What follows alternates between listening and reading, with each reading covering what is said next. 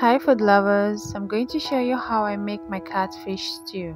The fish is cleaned, so I pour in warm water just to take out the slime, soak in for about 2 minutes and then wash it off.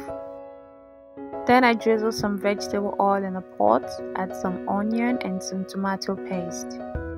And of course, nothing goes into my cooking pot without my camp APS and some salt. Then I add the raw catfish. Give it a mix, add some water because it's too thick at this point. Mix it all up together, cover and allow to cook for about 25 to 30 minutes and it's ready. Serve and enjoy. So food lovers, this is how Cam makes catfish stew. Thank you very much for watching. I'm Chef Annie Michael. Remember, if it tastes good, eat it.